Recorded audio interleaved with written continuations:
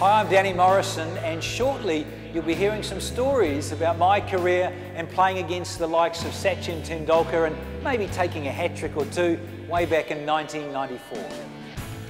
From being a pace spearhead for New Zealand, Danny Morrison has made a smooth transition as a cricketing pundit. This baseman from Auckland made his Test debut against Australia in 1987, and there are some fascinating memories that he has from the Trans-Tasman rivalry. I think my first tour of Australia in 1987, because of being somewhat of a vertically challenged fast bowler, being a short back-sided person, I remember the Aussie crowds going, "Geez, Morrison, I've heard of sheep getting their tails docked, but mate, who docked your legs?" You just had banter with the crowd, and you really just wanted to get them on side with you. So for me, it was always about blowing kisses to the Australian fans, and because they'd be giving you abuse and giving you cheek, and you just blow kisses or wind them up and pull faces at them, and running through, getting Dean Jones out, LBW for 99, and running through and slapping him on the head and having a bit of banter with that, and he didn't say anything back. He was just, I think Dino was just gutted he got out for 99.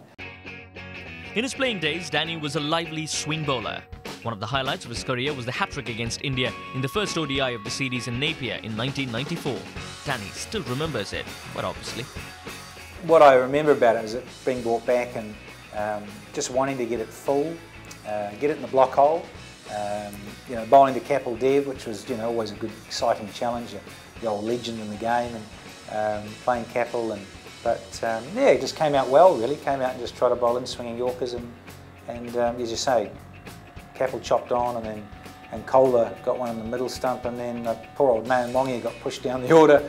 And then he got one in the middle and leg, so it was just nice. It was a really nice. It was slightly broken too. It was the last two balls of 1 over, and then I came back and I gave my hat and sunglasses to the ump, and then realised the noise of the crowd started to build up because they realised it was a hat-trick ball, and suddenly it just went, "Oh yes, got to get it full," and it got lucky.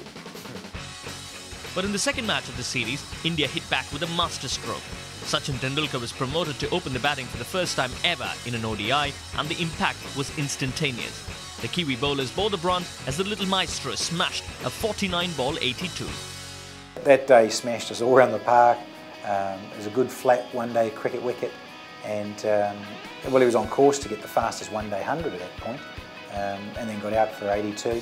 But look, he's just such a talent, and when it was his day, Eden Park, even though they're not big boundaries, he hit it clean, he hit it straight, and he hit it just wherever he wanted to hit it on the day, Sachin. I mean, it was awesome, it really was.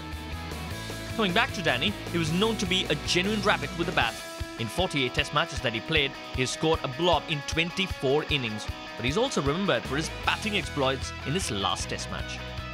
Way back in 1997, I wore the sunglasses when I batted at number 11 against the Poms, and we were struggling just a little bit. When I came out to bat after lunch on the 5th day, we were about 10 runs ahead and 9 down. And so Nathan Astle was at the other end, and I had to try and hang around for dear old Nath. And as it turned out, we both faced 133 deliveries each. Nath got 106. And I ended up with 14 not out, courtesy of a couple of edges and a couple of little French cuts as well. Great time of my life. Ended up being my last Test match, got the sack after that, but loved batting in the sunglasses and a full grill. He can be compared to Chris Martin in the present New Zealand side, who's become a sort of a celebrity worldwide thanks to his batting prowess, or to be specific, the lack of it. Now, I believe a lot of you have caught up on YouTube about Chris Martin's batting masterclass. Well, I was his batting coach, of course. He and I got a few ducks together, but all serious?